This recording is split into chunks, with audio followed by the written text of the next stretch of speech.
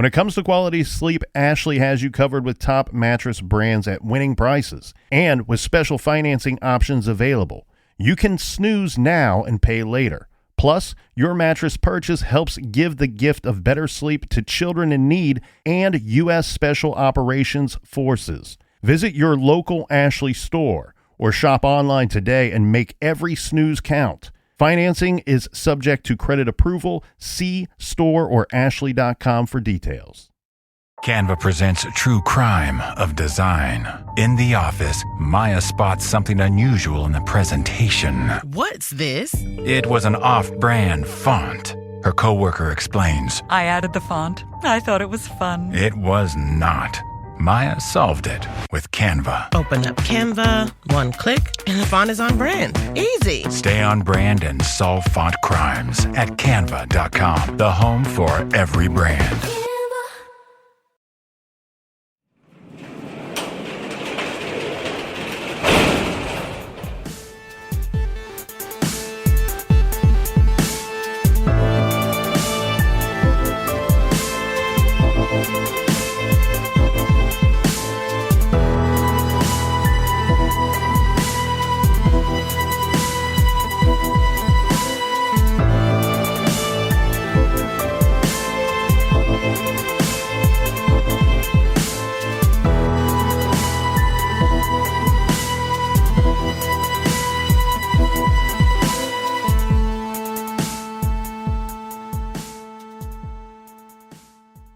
Welcome to True Crime Garage. Wherever you are, whatever you are doing, thanks for listening. I'm your host, Nick, and with me is a man that recently blew a 20-point lead in his ping pong match.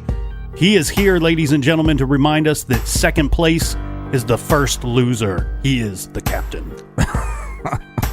All I know is I got 5 rings now. Where's your rings, Cleveland? What happened to you, Captain? That ping pong match, you really fell apart there. Yeah, I have bad knees. Today we are drinking Fuzzy Baby Ducks IPA by New England Brewing Company. Garage grade, 4.5 bottle caps out of 5. This is a fantastic citrus single hop IPA, one of Connecticut's finest beers by one of their finest brewers. Fuzzy Ducks was brought to us by some of our warm and fuzzy friends. First, we have Josh from Ontario, Canada. Next up, we have Chelsea from Alabama. Yeah, Chelsea says, Alabama loves y'all. Chelsea recommends that we check out the Good People Brewing Company, especially their El Gordo Imperial Stout. Mm-hmm. That was my nickname in high school, Captain. El Gordo. I was El Gordo. You should use that name for the show. Let's go to Fort Worth, Texas, and say hi and thank you to Matthew.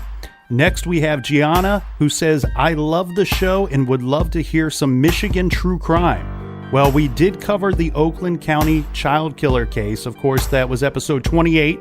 And like all of our older episodes, that one is available in the iTunes store and on our website store page. And from Vernon, Connecticut, we have Michael. Big shout out to Michael. From Parts Unknown, we have Alexandra. Thank you, Alexandra. Also in Parts Unknown, we have Sue. So thank you to Sue. And from Parts Roaming, we have Marzon, who says, hi, guys. I listen while driving on my 50 states tour, and thank you for making my drive much more enjoyable.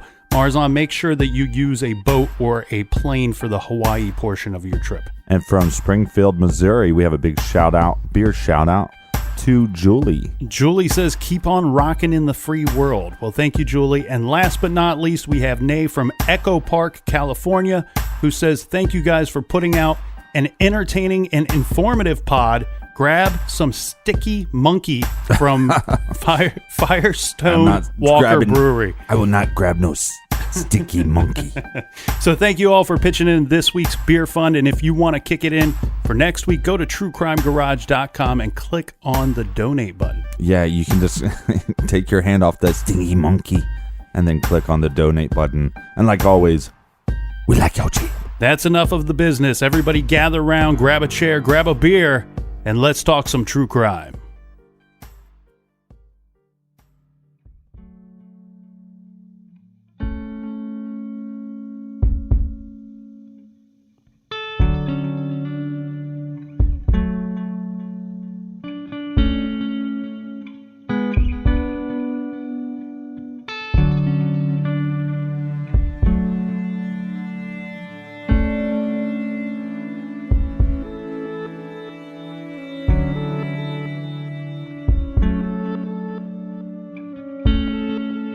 worst grade school shooting in U.S. history, at least 27 dead, 20 children, 7 adults, including the principal. And the gunman killed himself. And all over this town, in churches like the United Methodist Church behind us, well, the lights are on and they are still open for prayer tonight. And it will be all night. People have been gathering here for prayer, to lean on each other and lean on a belief in something bigger than themselves, to help get through what is just impossible to believe here or anywhere else. The sentiment here echoed in what you're seeing now down by the Washington Monument in D.C. Many members of the Connecticut delegation was there, but this story is really about their home here, Newtown, Connecticut, just 27,000 people. This is a place where people know each other, families know each other. And what happened today is known by all. And it's not just about how many were lost, it's about the age. What is hitting everyone so hard is the reality of these being children that were targeted by a madman. We now know his name. We know he's 20 years old, Adam Lanza. We know that before he came to this school, he shot his own mother, Nancy, in the face, killing her at her home. The looming question is why this man then decided to come to this school. He shows up at a place where they're making gingerbread houses in preparation for the holidays and Christmas presents. Just kids. A man in black enters with a vest and multiple weapons and begins a massacre.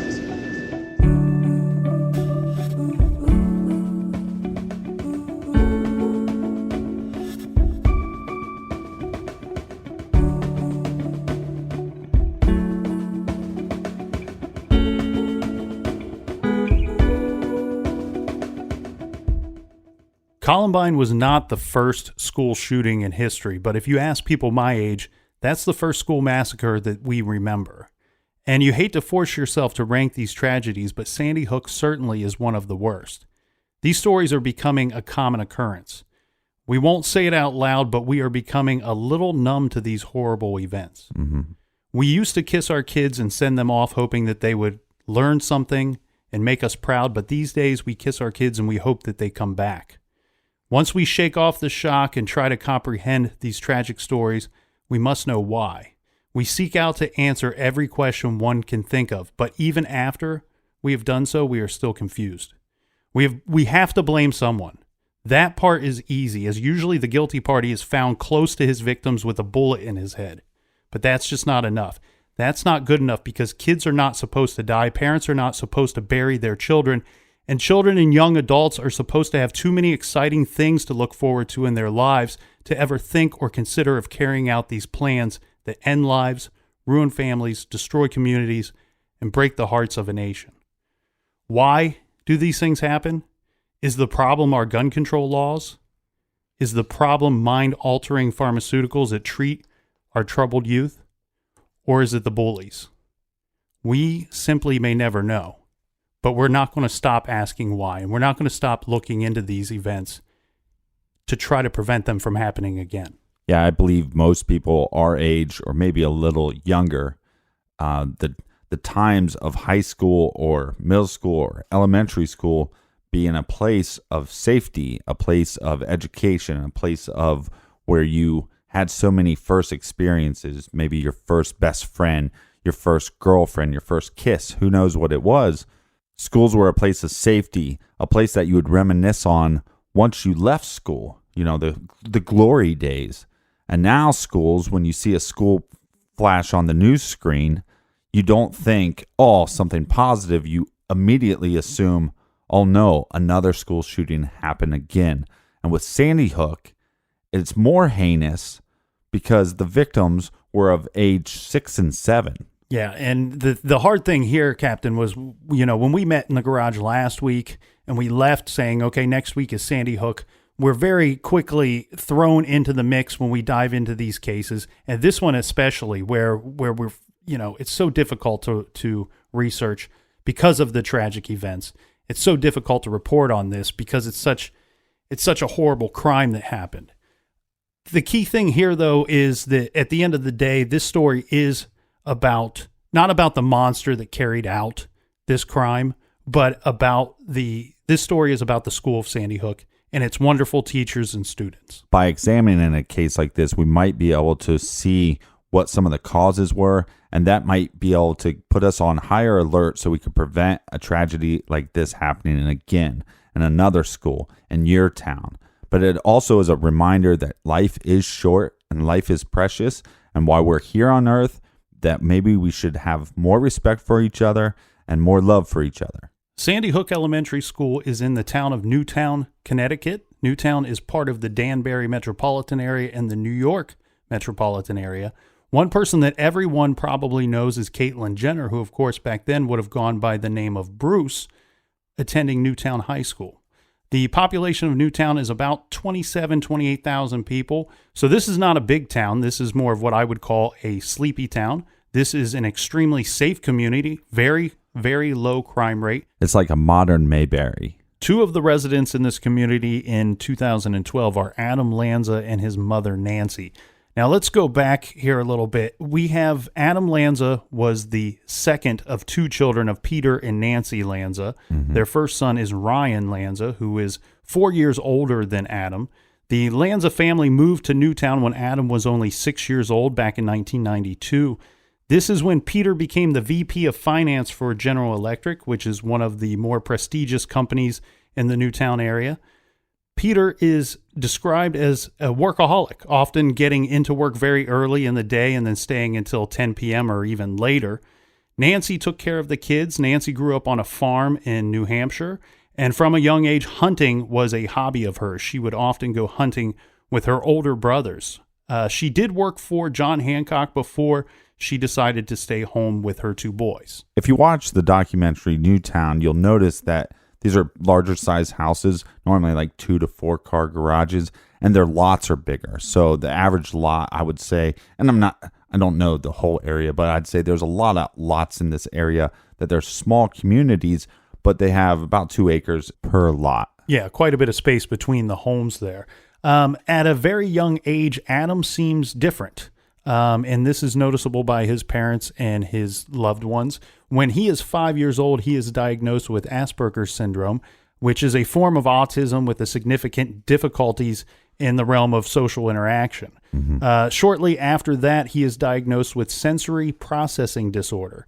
This affects the body's sensory signals. The SPD Center describes this as signals that are not organized into appropriate responses, creating a neurological traffic jam that prevents certain parts of the brain from receiving information needed to correctly integrate sensory data.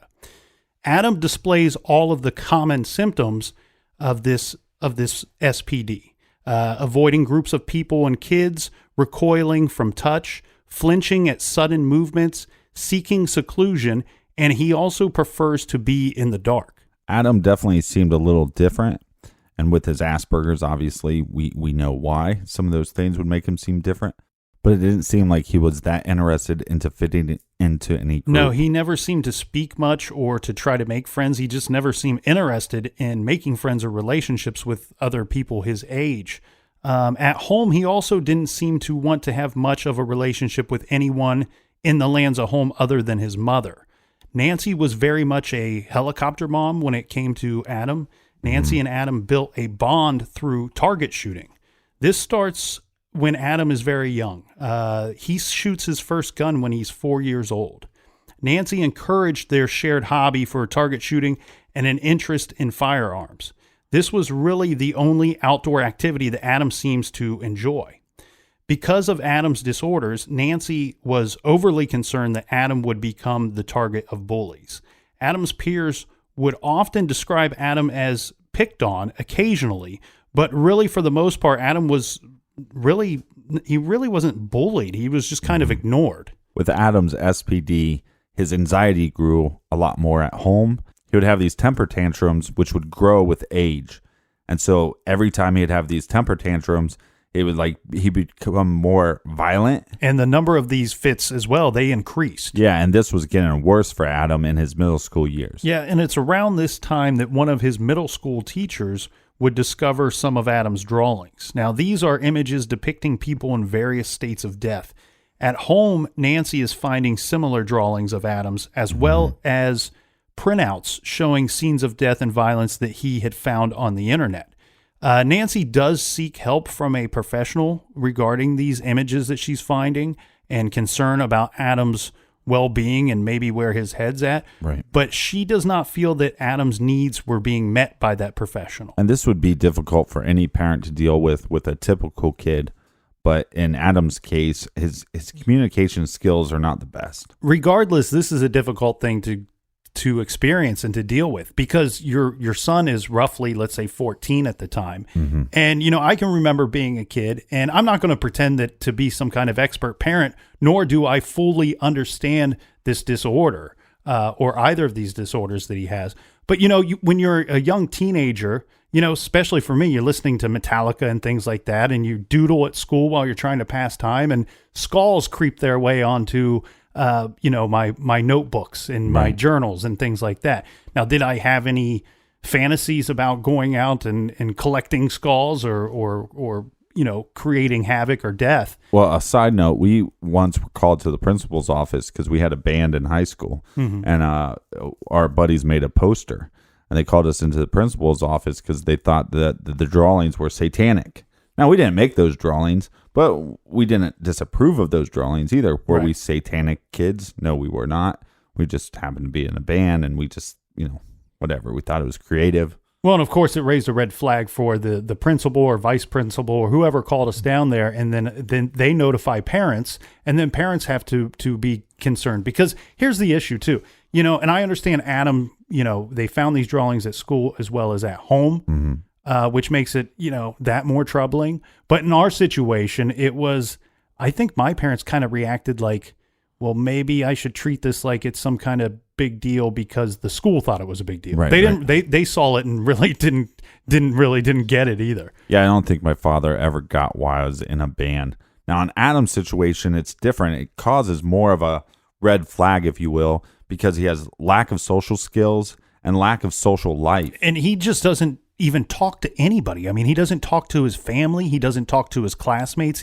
He just doesn't talk, period. But to her benefit, she seeks professional help for Adam. Yes, she does. And she ultimately ends up removing him from that situation. It's reported by her friends that her complaint was she was so sick of hearing people tell her that Adam's just going to grow out of this situation.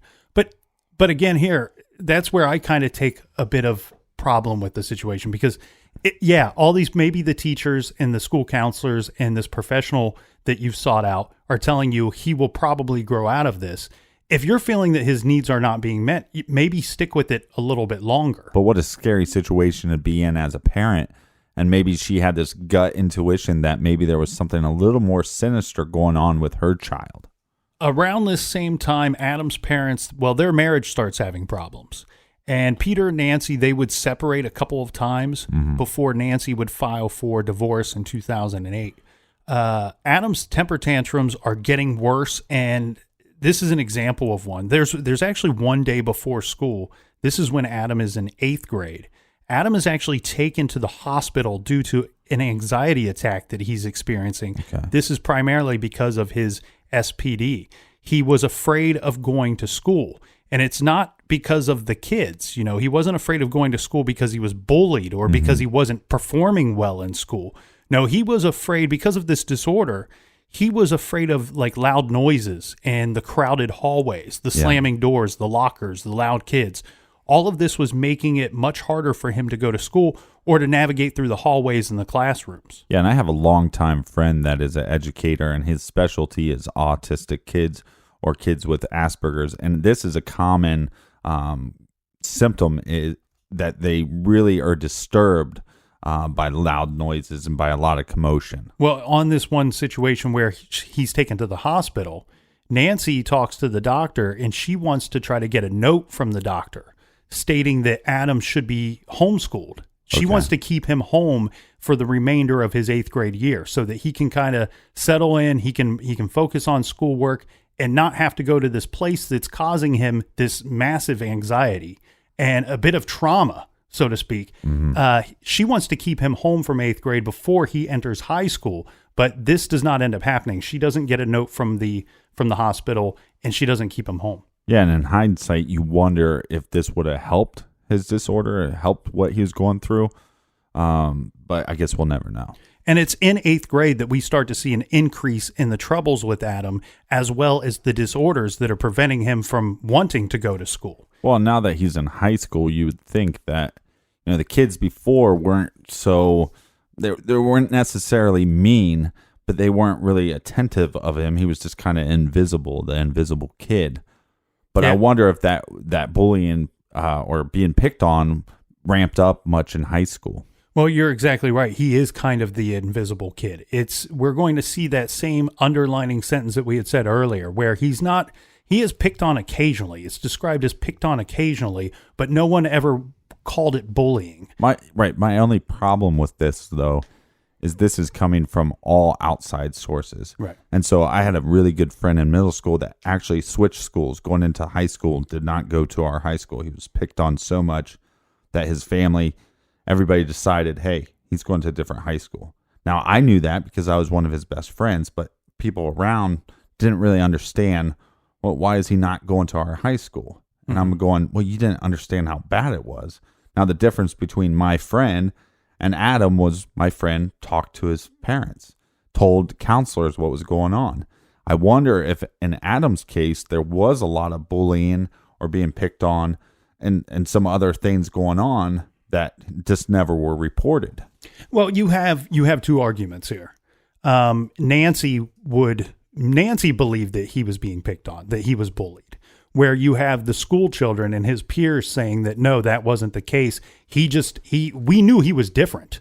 Mm-hmm. He didn't fit in. That's easy to see, but he never tried with us. He didn't want to talk to any of us. He didn't want to have a relationship with any of the kids here.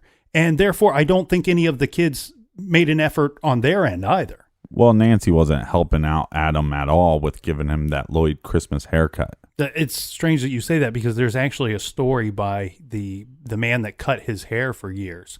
And he described the situation as strange because, you go to a barber shop or you go to get your hair cut, and it's usually a place where the person cutting your hair is trying to make small talk with you. And usually you make talk back, and sometimes it sparks up conversations and whatnot.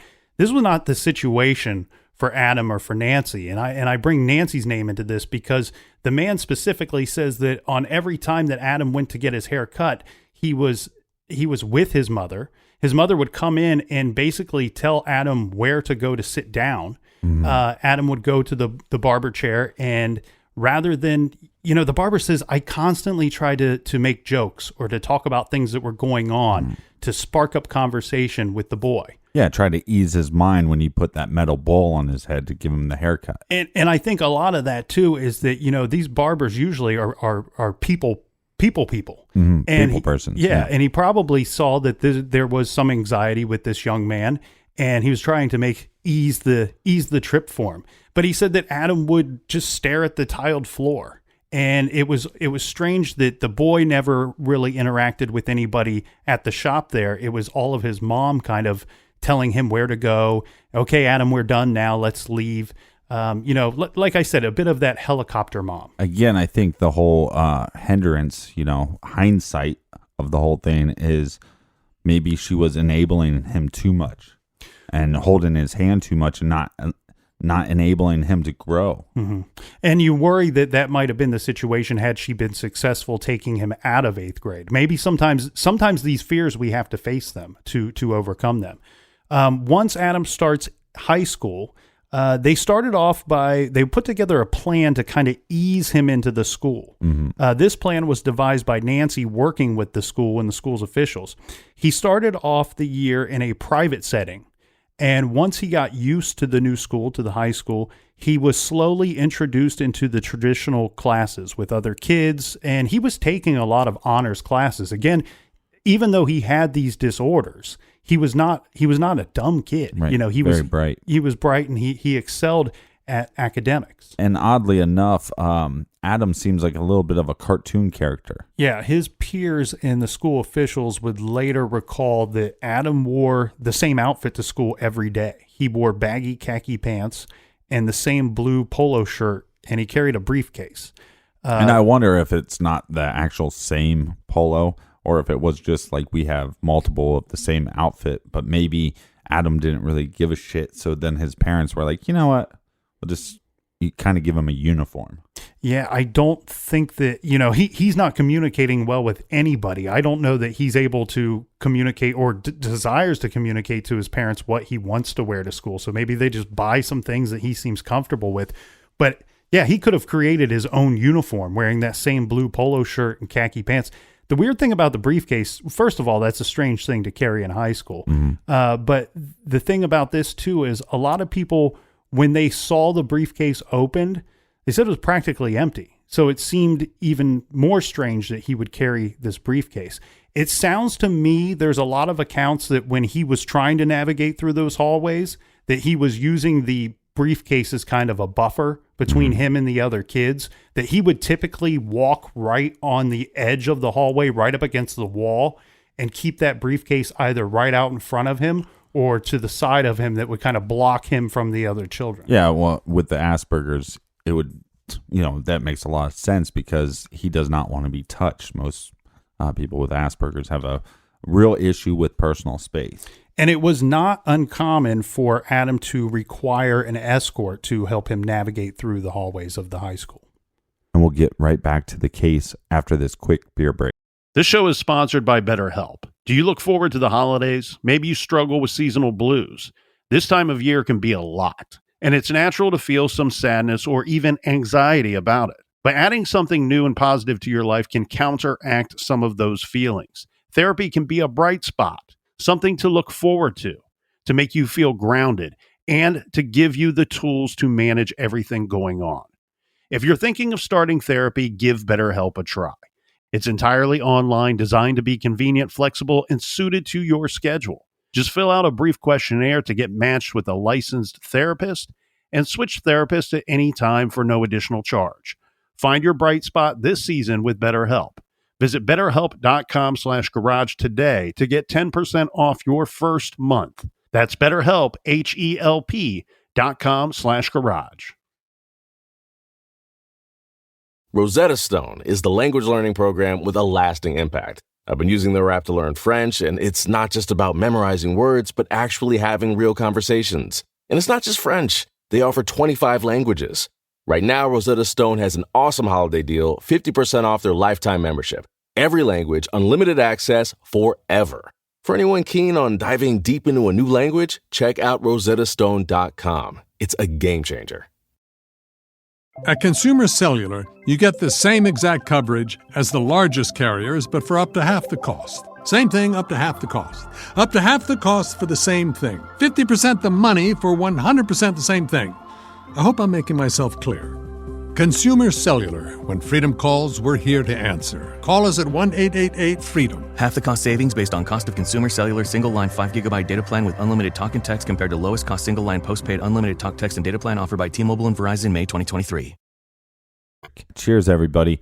Where we left off, Adam Lanza was entering high school. His mother is concerned. Nancy is concerned with his mental state and kind of what's going on in his head. And she's having a very difficult time communicating with Adam.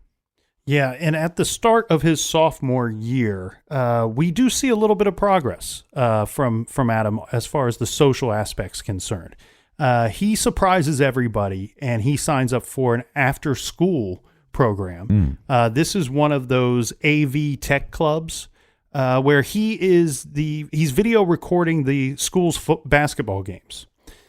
So what we're seeing here, Captain, I believe, is that we have this young troubled man, right? This boy who has trouble fitting in, and he doesn't want to be at school because of his anxieties and his disorders. However, he's very smart, and I think that when he's starting to see classes that challenge him a little more, that he's able to dive into that, and this might pique his interest, and he's coming out of his shell a bit here. He's in a way opening up. And like we said, a lot of his classes at this point are honor classes. Yeah, and he's taking things that seem a little more fun to him, like shop class, and then he's involved in this AV Tech Club. He does trade in the blue polo shirt for a green one, and he will wear that shirt for the remainder of his sophomore year. He does lose the briefcase, and he gets a more traditional bag that you would be used to seeing. I always rock the 2 straps. It's around this time that Nancy starts adding to her collection. She's purchasing more guns, more firearms. Again, she is encouraging her son's hobby of target shooting. Because other than this AV Tech Club, Adam still doesn't have any hobbies other than video games and target shooting. It is believed that she kept some of the guns for herself, but that she also gave some of the guns to Adam. Now, this has been a topic of discussion quite a bit. Yeah. That were the guns, the guns were obviously hers, and maybe she should have kept them locked up better. But there's plenty of evidence here that we will see going forward that these guns were purchased for Adam. Mm-hmm. Now, remember, we have this divorce that the parents and the family have just gone through recently. And it's Adam's classmates that say that Adam was greatly affected by his parents' divorce, and that while he did not talk to most of the other kids, he did seem to write about the separation often.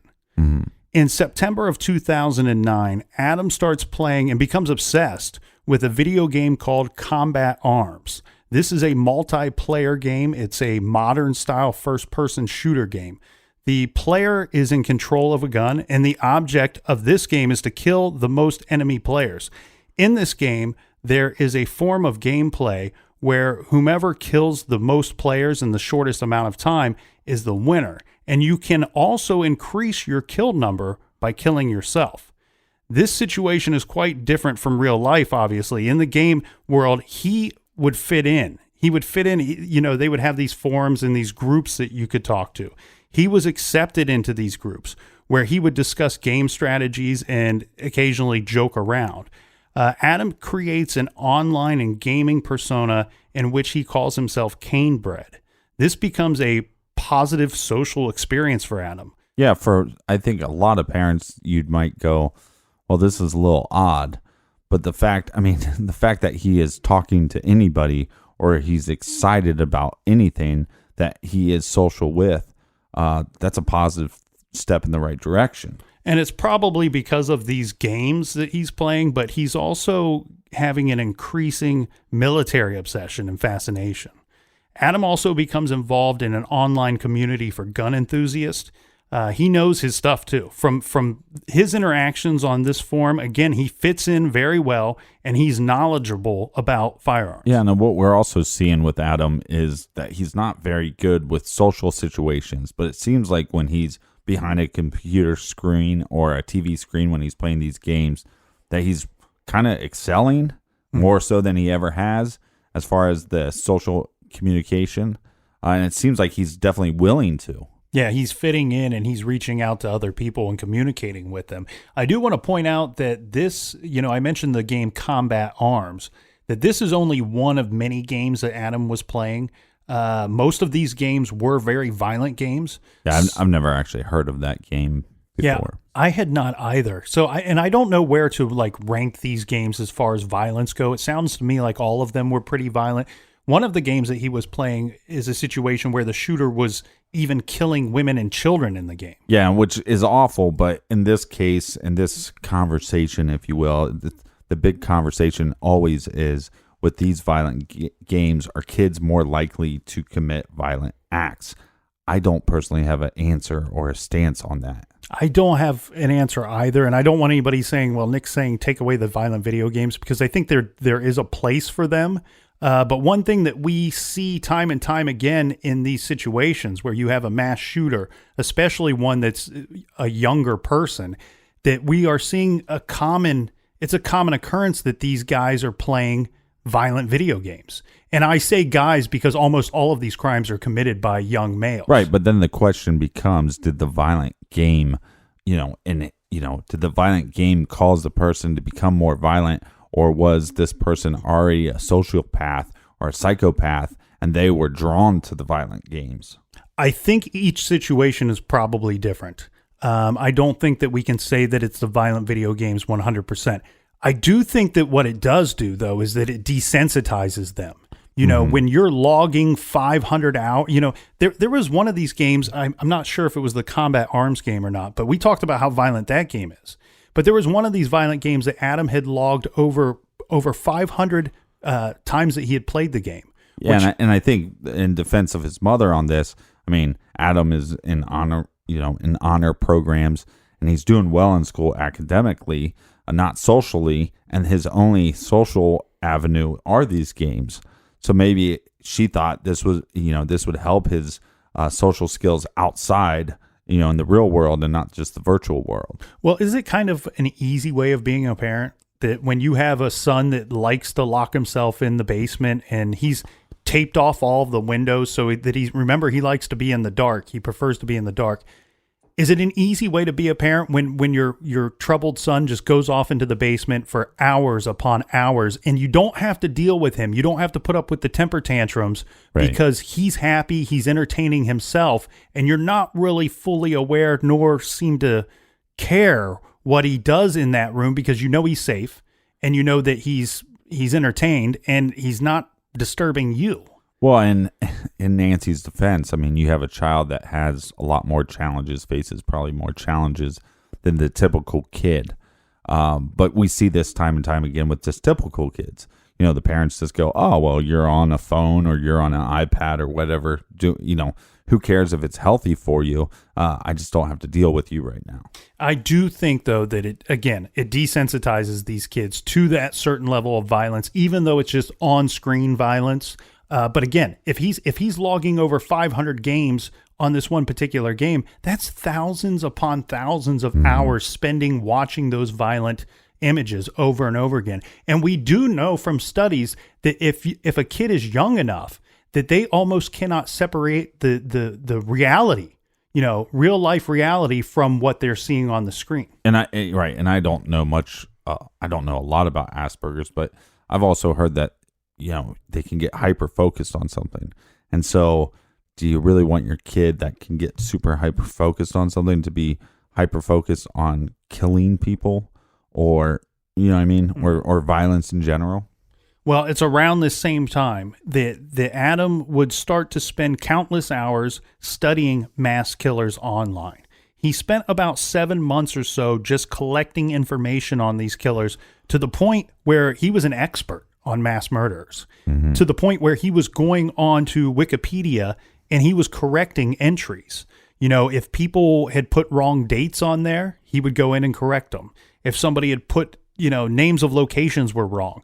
But most of the time he was correcting the weapons that were used or descriptions of those weapons that were used in those attacks. Yeah, and at this point, Lloyd Christmas is getting pretty creepy, right? And I think at this point, I can point a finger at Nancy on the idea of if your kid that is hyper focused on mass murders and going on Wikipedia and changing dates and stuff, this is something you should be aware of. You're right. Yeah, or at least have a hint of it, right? Right. If he's spending hours and months on this project that he's created. But okay, I'm going to play devil's advocate for myself. Okay. But if he's not communicating, it makes it tough. How would she know? I mean, you'd have to go the extra step and look at, look, I'm not a parent, but I think all parents should do this. I was a parent for a time. I was a stepfather, and kids had cell phones and iPads, but at any time, I would just go, let me see your phone. Like, they might be laughing a little too hard, and I just go, let me see your phone. And if they didn't want to give me their phone, that phone was taken away for a week. But it was constantly checking their, not constantly, but, just double checking what are they searching on the internet? Yeah. And I like these households where you see parents saying, there's not a closed door in this house. This is an open door house. We're not going to hide behind closed doors. So that way everybody in the household kind of knows what's going on with the children.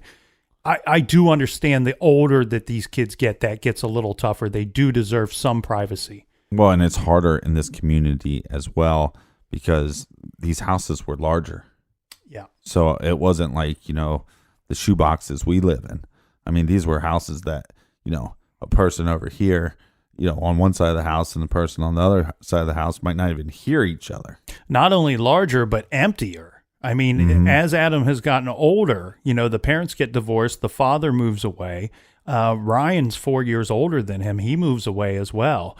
The house is big and it's empty. Mm-hmm. Internet searches aside, there's a lot of items that Adam had that his mother should have found. Well, we talked about him researching these mass killers and wanting to know everything about them. But he also kind of had some kind of like memorabilia of them where he had newspaper clippings and stories that he had printed from the internet regarding these different mass shooters. So those would be physical items that his mother could have found. Now, one of the most disturbing, probably the most disturbing item that we know of is a spreadsheet that he created. Now, I'm not certain that this was a physical spreadsheet. I don't know that he actually printed this off and referenced it. Right. But we do know that it was at least an electronic thing that he had stored on his computer. Now, what was this spreadsheet? This was, he had listed several hundreds of mass shooters. And just to hear that sentence alone is terrifying, to remind yourself that there's been hundreds of these situations. Right. But he had listed several hundreds of these mass shooters and created this spreadsheet that has been reported to have been approximately 7 foot long in length. Yeah. So we don't know if it was actual physical or if it was digital, but if you did print it, then it'd be 7 foot in length. You're right. And it would be approximately 4 foot wide. Jesus. So this is a massive collection of data here. And this appeared to be, Adam had ranked them from, number one to whatever, however many hundreds of these people he had researched. But it seemed to be mostly based off of who had had the most kills or created the most dramatic situation. So we have, that's some pretty extensive research there, Captain. Some serious time that he's spent diving into these other people that are creating havoc. Yeah, and frankly, this is becoming a lot more disturbing. After some faculty changes at the high school, Nancy started not to believe that Adam's needs were being met. Remember, we talked about when he started his freshman year, she had worked with some school officials so that he could start off in a private setting. Yeah. And he could work his way into the general population of the school. One of those faculty members, or I don't know exactly who she worked with, to be honest with you, but they were no longer there at the school as the years gone by. And at some point, she feels that there's nobody there that understands Adam, that understands his disorders or his needs. Right. She doesn't have an ally in the fight anymore. Correct. So this would be his junior year. Just after his junior year, Nancy decides to take Adam out of Newtown High School. And it's reported by people at the school that Nancy seemed to be angry with the school, but Adam also seemed to be angry with the school because of this, because he was leaving this place. Even though he had this anxiety about going there, we did see some progress while he was in high school. Mm-hmm. And like you said, it's supposed to be a place that you look back on that's of good memories. Even though he had this anxiety, we don't know that maybe he didn't have good memories there. You talk about a boy that his family's moving away. It's just him and his mother in a house, other than violent video games and research about violent criminals, that maybe his only social interaction outside of those four walls was the school. Maybe the only thing he was leaving the house for was to go to school. I mean, other than the shooting range and to go rent some video games. Well, and I wonder also at this point, he was playing video games online, assuming, and being in part of that community. Sometimes kids, will find a couple buddies at school that also play. So maybe he had a couple people that maybe just even said hi to him, and maybe that was enough for him to enjoy that experience at school. You're right. It could be a bit of a common ground, give him something to talk to other kids about. So after high school, after he's taken out of high school of his junior year, Adam is enrolled in Western Connecticut State University. Nancy believed that he would do better in a more adult environment where there would be less chaos. I feel for her too, because at some point you're grasping at straws, right? Yeah, the thing is, what we're seeing is a mother that cares. She absolutely cares. It's right. Just she doesn't know what to do. And I don't know that most of us would know what to do in this situation. Mm-hmm. But we're seeing her try some different things. To me, I just question if she could have received a little more information from the people around her on ways to cope with this and to deal with this. I don't know that her answers were always the best. And I know that I'm sitting in a seat where I'm able to look back after this terrible tragedy and go, well, she didn't do the right thing. Did Nancy love Adam? Yes, 100%. We see that. We see a mother giving a lot of effort here. But we also know that effort doesn't always take place of intelligence or informative decisions. Right. And I think sometimes we'll never know, but I think sometimes people are lost causes. It's like, the whole what came first, the chicken or the egg, we don't know. But I mean, possibly in this case, he just had these demons inside him from the beginning. Yeah. There's also some question with Adam about, on top of these disorders, did he have any kind of anorexia? Because he is a very thin young man. Mm-hmm. And so there's been a lot of question about that. I've heard different accounts.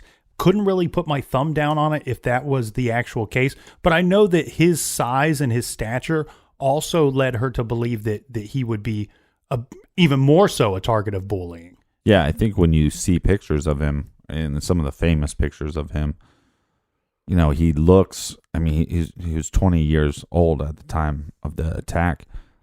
He doesn't look 20 at all. No. He looks almost 12. Yeah. And his bone structure in his face is very prominent, and he almost looks malnourished, very pale. Mm-hmm. But again, we said he preferred the dark, and we know he was in the basement constantly at home with the windows taped up so that there was no light coming in.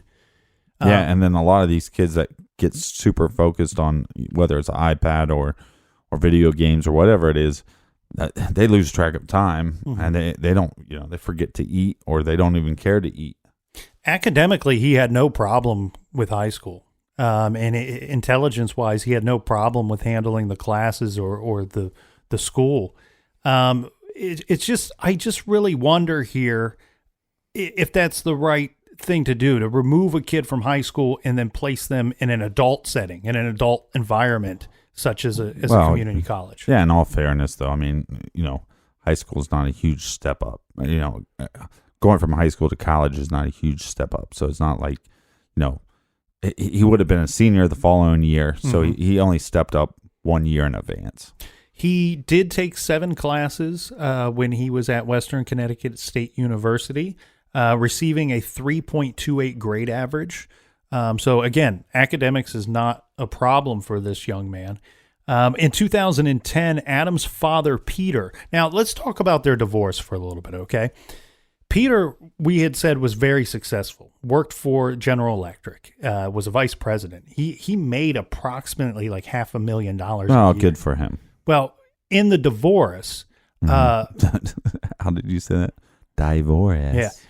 Nancy received a lot of alimony or a lot of child support. Right. But it was also agreed upon the two that they both understood that Adam had plenty of issues. Right, and he had needs as well. Yeah. And Peter understood that Adam needed to be cared for practically 24/7, mm-hmm.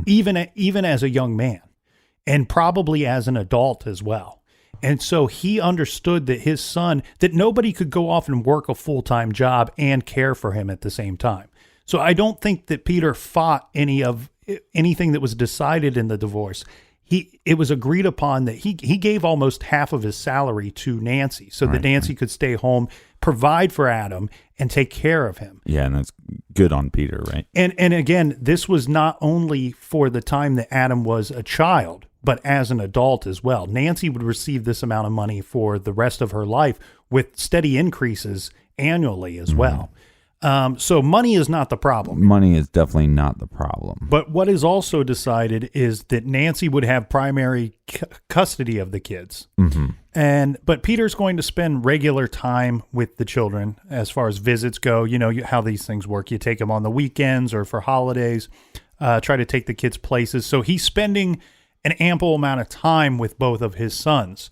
It's in 2010 that Adam's father, Peter, begins dating again, or at least to the point that it's serious enough for Adam to recognize this. And at this time, Adam decides to stop seeing and communicating with his father. At the same time, he also decides to do the same with his brother, as well as an uncle that he was close to growing up. Also in 2010, Adam receives his driver's license. But again, the only places he's really interested in going to would be the shooting range and the video game store. He also drops out of school at this time. He stops going to college. So 2010, there's a lot of things happening here, right? We see a boy that's taken out of high school. He goes into the college situation for 1 year, and then he shortly after that he's dropped communication with his father, his brother, his uncle. Collects his driver's license, practically just staying at home, might as well not have a license at all. With the exception, though, it should be noted, though, he was going to the shooting range on occasions by himself at this point, once he had the driver's license, but then dropping out of college ultimately. One could assume that he's going to the driving range with his own guns as well. But, right, of course, you mean the shooting range. He's not going to the driving range and scaring the hell out of the golfers with his own guns. Let's fast forward in time just a little bit to 2012. Yeah, Nancy Lanza starts getting out of the house more. We have to think about this situation here. We have this troubled child, and it's probably caused her, obviously, a lot of stress on her life and her situation. And in 2012, she develops some more friendships with some of the locals. She starts going to a local pizza place for a beer or two during happy hour a few times a week. Some of the information that we would later find out about the relationship between Nancy and Adam would be from some of these friends that she created at this happy hour. Yeah, everybody needs somebody to vent to, and what better way to vent than with some pizza and beer? Well, she also starts going on overnight trips with friends from time to time as well. You know, Adam is very much an adult, and even though he doesn't have any hobbies or anything other than locking himself in the basement and playing violent video games, he's fine with inside of those four walls. He's able to care for himself. And she goes on these overnight trips. I believe she went on a dozen or so in the year of 2012. Remember we talked about Adam having this growing obsession with the military? Well, he wanted to become a Marine, and this was something that he was only really being vocal about with his mother, and he had posters all over the walls in the basement of different combat situations, you know, things like tanks and aircraft carriers and things that heavy machinery that you would see in the armed forces. At some point, Nancy has to have a long talk with Adam and explain to him that he's never going to be a Marine. This obviously because of his disorders, he could never be a Marine. You're talking about a kid that had trouble leaving the home, a person that had trouble going to school. Which I have some trouble with, because I think on some level she could say, well, look, we get you into some counseling, and there are certain things that maybe set it as a goal. Maybe he won't reach that goal, but it gives him something to kind of get out of bed, get out of the basement, try to do something productive with his life. She would also tell friends that she's hanging out with that Adam's time in front of the computer screen or in front of a video game screen seems to be increasing now that he has less responsibilities or obligations. And he also seems to be turning away from her as well. Maybe this is just him getting older, or maybe this does have to do with his time spent with these video games. Yeah, or maybe, like I said, I believe on some level she has this mother's intuition, and maybe that she knows that there's something more sinister going on here. Adam is 20 now, and Nancy is still finding disturbing drawings in his possession. This thing that all the experts, the people at the school had told her he would probably grow out of. Well, now he's 20. He's a young man. He's not a boy anymore. And she's still finding these disturbing drawings. One of them, and these are drawings that these are sketches he's making. One such sketch is of a woman holding a rosary, and she's being shot by machine gun fire. Okay. Another one is an open field, and in the open field lie mutilated bodies of children scattered throughout the field. Their faces are so bloodied that you couldn't discern any of their features. Yeah, at this point, this guy really needs to be seeking professional help. And there is also a drawing of a what appears to be a younger Adam with blood pouring from his forehead, and his arms are held up into the sky. It's almost like a suicide picture that he's drawn of himself. And Lloyd Christmas just keeps getting creepier and creepier. Well, we had the talk about her explaining to Adam that he couldn't become a Marine. Yeah. Here's some added stress, though, to the situation, because now Nancy starts discussing the idea of moving to another state with Adam. And the plan was to move to Washington State, which is quite a bit of ways from Connecticut. Is this for a romantic? No, I don't know the reasons for the moving, but it doesn't sound like she had developed any type of relationship that would have taken her there. But Adam was to go with her. Right. So that family portion would not be disrupted. It would just be transplanted. Again, Adam, at first, he seems pretty hip to the idea of moving. But as it becomes closer to, the goal of moving, and as these talks become more and more serious, Adam starts to shut down even more. Now we're seeing the opposite reaction from him. Mm-hmm. He's not liking the idea of moving. Nancy was planning on moving with Adam to Washington State. This probably would have taken place sometime in 2013. But also the other thing here, too, that has not been well reported, in my opinion, was that by this time, Nancy's health is really starting to fail her as well. This, again, is probably, a lot of this is probably just due to stress. Yeah, because she's only 52 years of age, and a lot of her friends seem to think that she appeared to be healthy, but she did have she had some hidden health problems that were coming about and really starting to take their toll on her as she was still trying to care for her now adult son. Yeah, and before we get to December of 2012, tell me again about Nancy's dream. Well, this was a situation that happened. This is something she told her friend about in September of 2012, that she had a dream about Adam, that she in the dream, she was outside with Adam. They were enjoying like a beautiful day, right? Mm-hmm. When all of a sudden a large gust of wind comes and it starts to slowly lift Adam up into the air. Now, Nancy runs over and grabs Adam's legs, and she's trying to hold on to him, but the pull just starts to get stronger and stronger, and then she loses her grip on her son. And Adam slowly lifts up into the air, higher and higher into the sky. Nancy watches Adam get smaller and smaller as he gets further and further from him, to the point where she cannot see him any longer. It's kind of a crazy dream when you think about how involved she had to be, and being that helicopter mom and always watching over him. And even when she couldn't be there, trying to make sure others were watching out for him as well. And as he's growing older, this is the dream that she has, that at some point he's a man. And on top of that, if her health gets worse, who's going to be around to watch after him? Well, and maybe some kind of metaphor for the fact that he was withdrawing anyways.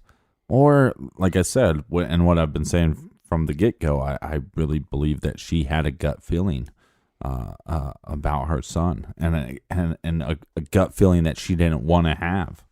Well, what should have happened here, Captain, is that gut feeling. You got to use that and talk to some other people again. My complaint here is not that Nancy didn't care for Adam. I think she cared for him an unbelievable amount. Mm-hmm. I just don't think that even though she thought she did, I don't think she knew what was best for him. Well, thank you, Captain Obvious. I also want to talk about a few other things that were taking place leading up to December 2012. Mm-hmm. So Nancy, these are all things that Nancy had told friends of hers. Now, keep in mind, the neighbors would describe Nancy and Adam as kind of like ghost. Like they were just not there. This was a community where people went out and they spoke to their neighbors and they did things in the community. Well, Adam, we know, obviously didn't do that.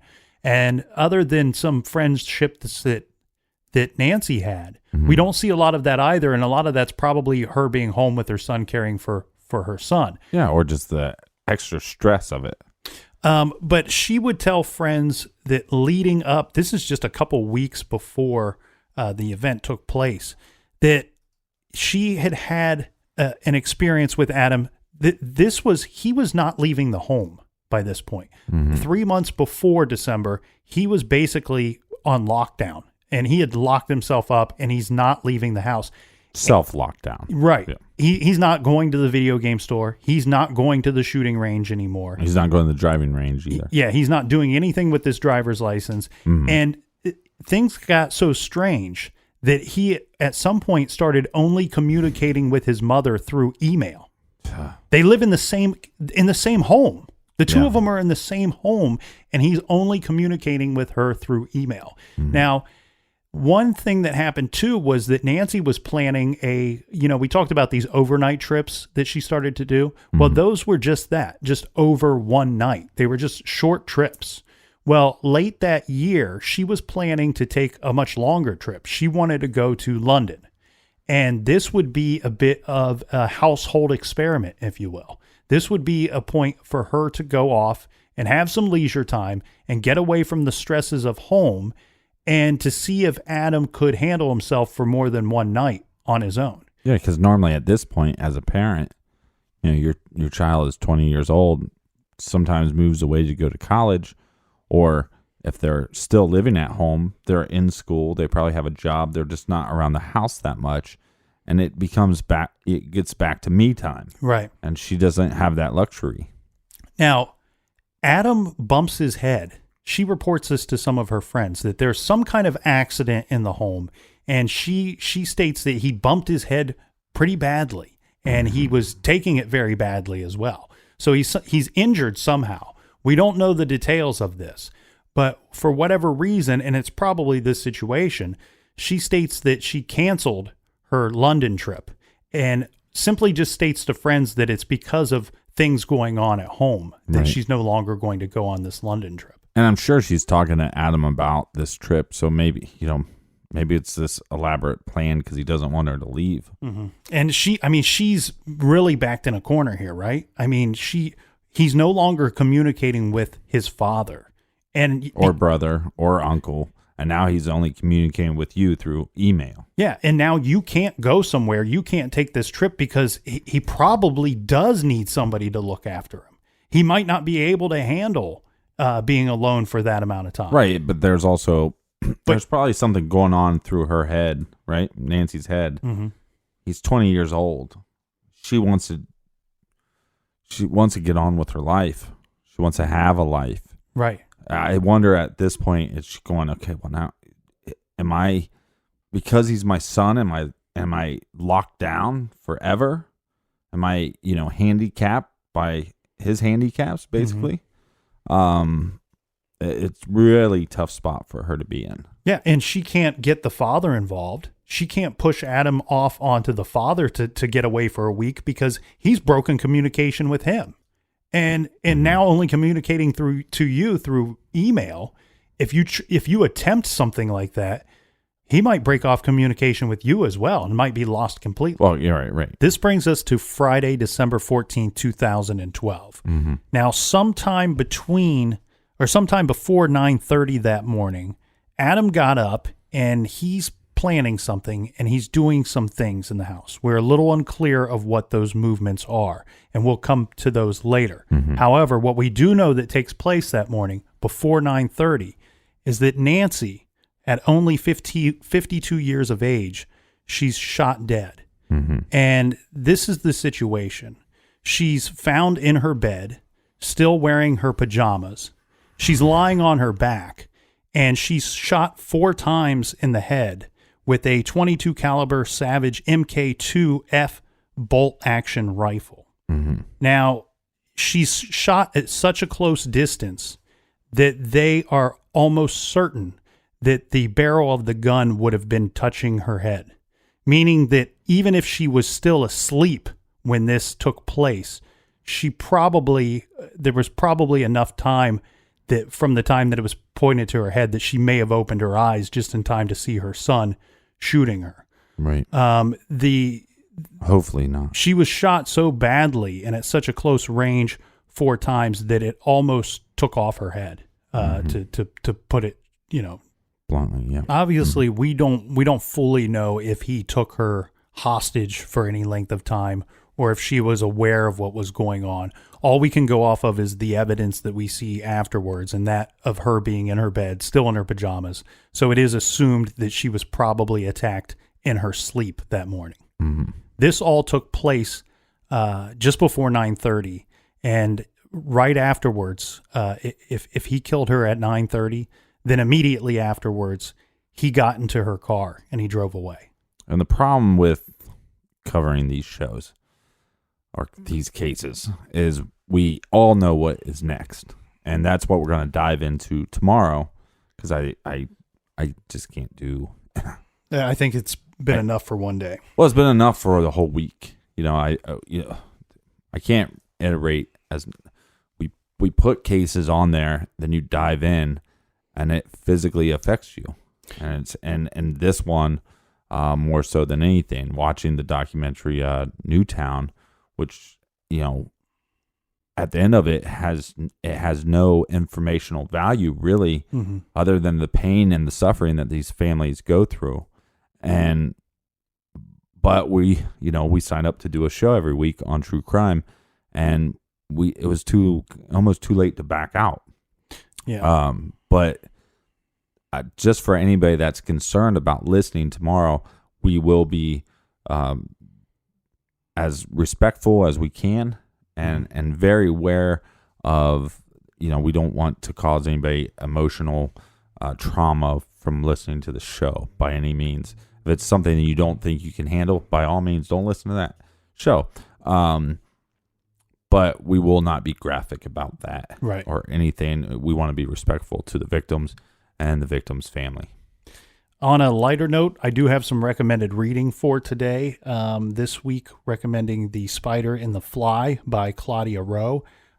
In this superb work of literature, true crime, a spellbinding combination of a memoir and a psychological suspense, we have a situation where we have a female journalist who chronicles her unusual connection with a convicted serial killer and her search to understand the darkness inside of him and what might lie inside of all of us. Now, I'm recommending this one not only because it's a fantastic book, but because last week I misspoke when we were talking about the National Forest serial killer. Oh, you or me misspeak? Can you never happens. Well, last week I was referring to another serial killer, and I said Joseph Francois, and his actual name is Kendall Francois, and I was actually just going off of my poor memory there.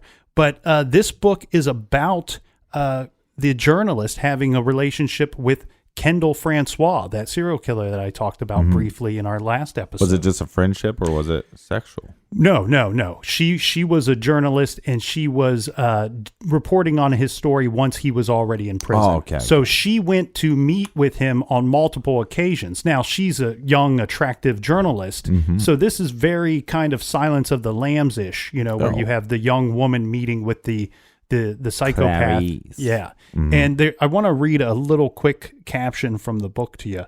It goes like this. Well, Claudia. Can I call you Claudia? I have to give it to you. When confronted, at least you're honest as any reporter. You want to go into the depths of my mind and into my past. I want to peek into yours. It's only fair, isn't it? And that was by the serial killer Kendall Francois. Wow, that really comes off as that Silence of the Lambs type feel. Yeah, so check out The Spider and the Fly by Claudia Rowe, and you can do that by going to our website. We have our recommended page. You're going to see lots of books to choose from, even a couple of movies on there as well. And again, a special thanks to everybody that shares on social media. It's been awesome. Check out some of our new stuff on YouTube. Make sure you tell a friend. We appreciate it, and it's the reason why we're able to give. We've been trying to do two-parters almost every week now. And we will see you again here in the garage tomorrow. And until then, be good, be kind, and don't litter.